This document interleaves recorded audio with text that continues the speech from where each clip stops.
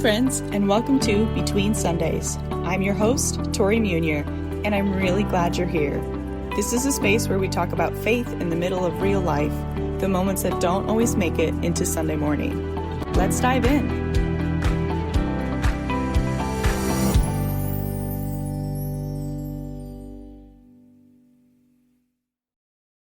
I want to talk about something that I think we all need, but don't always allow ourselves to have, and that's rest.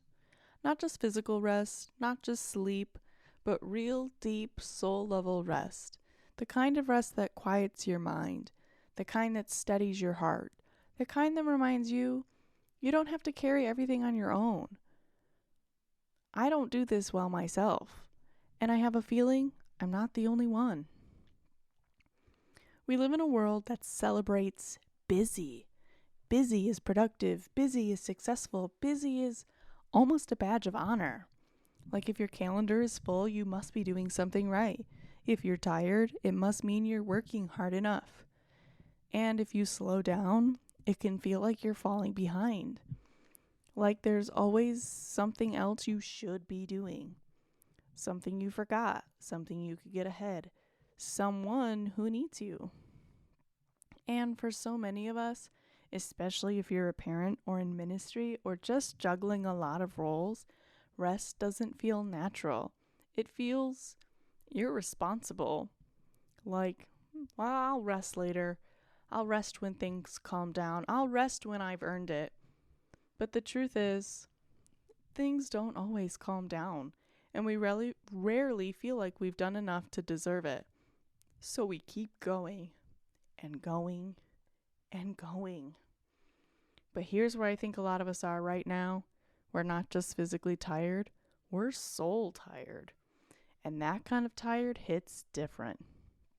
It looks like being constantly overstimulated, feeling emotionally drained, snapping quicker than you want to, feeling disconnected even from the things you love. It's that feeling of being on all the time, but never really present. And the hard part is, you can take a nap, you can sleep a full night, and still wake up feeling off.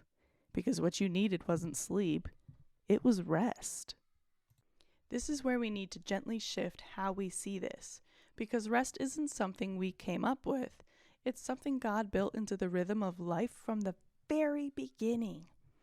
Before there were deadlines, before there were packed schedules, before there was pressure to constantly produce, there was rest. And not as an afterthought, not as a reward, but as a rhythm. A built-in reminder that we are not meant to live in constant output. That we are human, limited, dependent, and that's not a flaw, that's by design. Somewhere along the way, we started treating rest like something we earn instead of something we need. And I'll be honest with you for a minute. There are seasons in my life where I can feel myself running on empty. Between ministry, motherhood, school, responsibilities, all of it. There are moments where I realize I've been pouring out and not really refilling, and I don't always notice it right away. At first, it just looks like being a little more tired. But then it does turn into being more overwhelmed, being less patient, feeling disconnected, and not showing up the way I want to. And sometimes I hit that moment where I think, okay, I've pushed too far. And I have to remind myself, rest isn't quitting. Rest isn't stepping away from what matters. Rest is what allows me to keep showing up for what matters. And I think one of those reasons we avoid rest is because we've made it feel so big. We think rest has to be a full day off, or a quiet house, or a perfectly planned Sabbath, or a big week-long vacation. And listen, I love all of those things. They're beautiful, but they're not always realistic. Especially in the middle of real life, with kids, with work, with responsibilities that don't just pause. So we tell ourselves, I can't rest right now. But what if rest doesn't have to be big to be meaningful?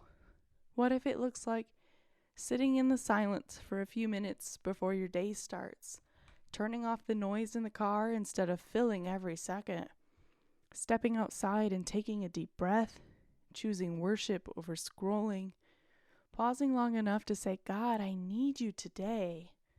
Small moments, but they're intentional ones. Because at its core, rest isn't just about stopping. It's about reconnecting with God, reconnecting with yourself, reconnecting with what actually matters. It's creating space to remember you're not in control of everything, you're not responsible for everything, and you were never meant to be.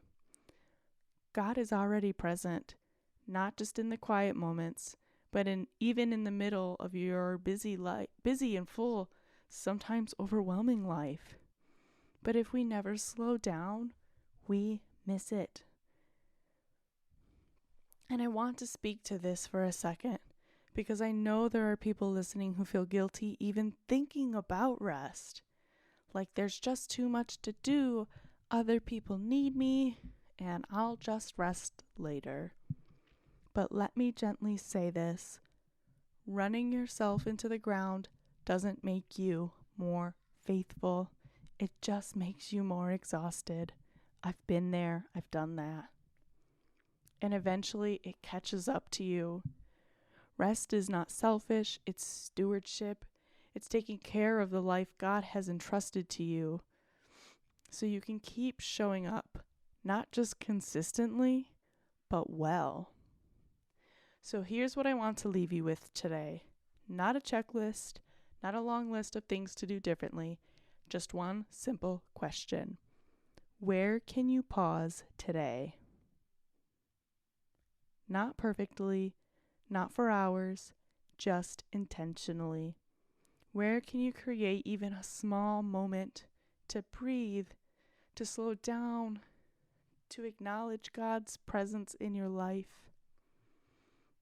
Maybe it's in the morning before everything starts, in the car between errands, at the end of the day when everything finally quiets. Just one moment. Because sometimes the most powerful reset is the smallest pause. If there's one thing I hope you take with you today, it's that rest is not separate from your faith.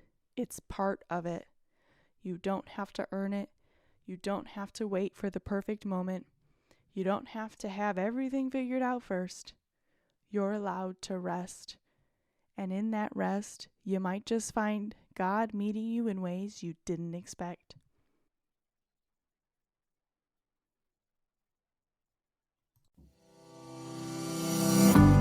Thanks for spending some time with me today. If this episode encouraged you, share it with a friend or someone who might need it this week. And don't forget to follow along so you don't miss what's coming next. We'll see you back here soon in the in-between.